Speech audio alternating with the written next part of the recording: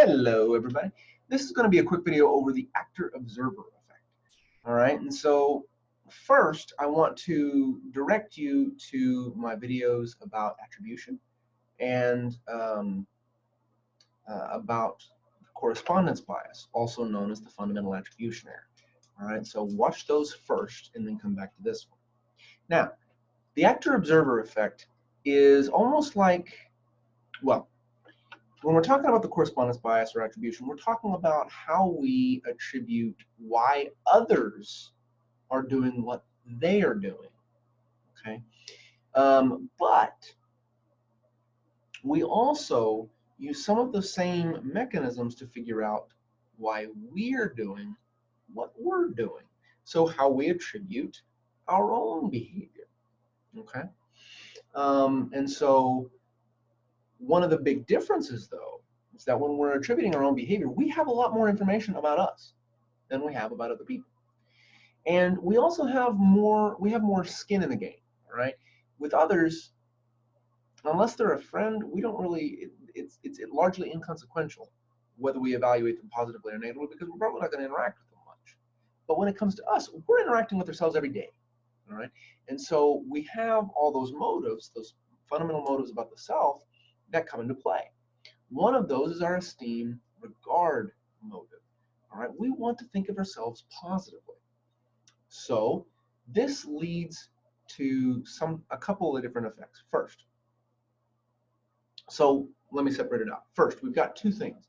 First, when we're attributing things to other people, we don't have a lot of information. When we have ourselves, we have a lot of information. So if I see a guy running around in a banana costume, I know nothing about the situation he's in. I don't know if he lost a bet. I don't know if that's the only thing he has clean. I don't know, right? Literally all I know is the guy's running around in a banana costume, okay? But if I'm doing something, I know the situation I'm in. I know the things that have been happening to me. I know all of that. Now that difference in information availability, right, is one reason for something we call the actor-observer effect. When we are the observer, watching somebody running around in a banana costume, we tend to perform the fundamental attribution error. We tend to show correspondence bias. We tend to attribute another person's behavior to them. Oh, that person in a banana costume, they're just a risk taker. Oh, they're just a crazy person. I don't mean mentally. They're just they do off-the-wall things. They're eclectic, eccentric. That's what I mean. Sorry. So if a person is running around in a banana costume, because we don't have much information about them, we're probably going to attribute the behavior of running around a banana costume to them. They're a fun-loving, eccentric, risk-taking guy. I've engaged in an internal attribution. I've attributed that person's behavior to something internal to them. But when it comes to me, because I have all that information I mentioned earlier, when I'm the actor, I tend to make different attributions than I do when I'm the observer. So again, when I'm the observer, I tend to perform an internal attribution for other people. I tend to attribute people's behavior to them. And not just me, I'm talking about people in general.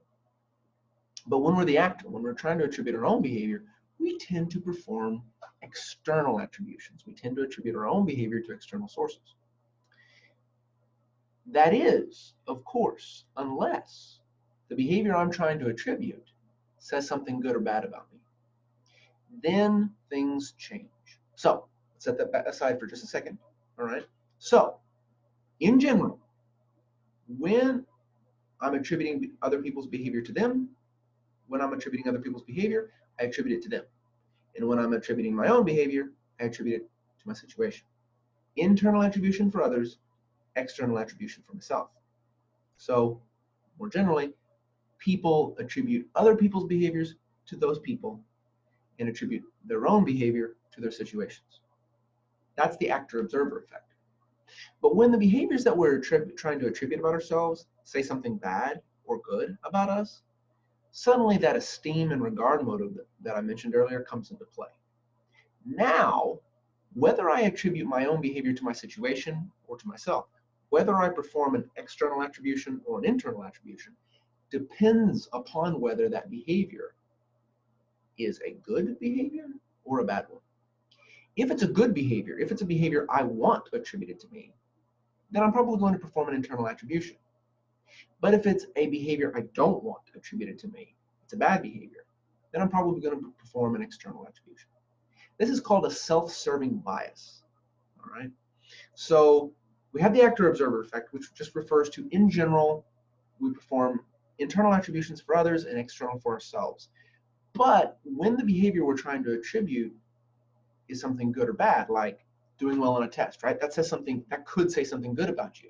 Chances are you're going to attribute doing well on a test to you. You're going to perform an internal attribution. But if you did poorly on a test, that could say something bad about you. So chances are you're going to perform an external attribution. All right.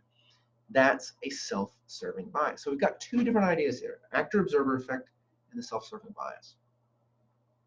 When the behavior says nothing about you, about whether you're good or bad, then you're probably going to see the actor-observer effect, in which we make internal attributions about others, but external about ourselves. But when the behavior says something good or bad about us, we're going to see the self-serving bias.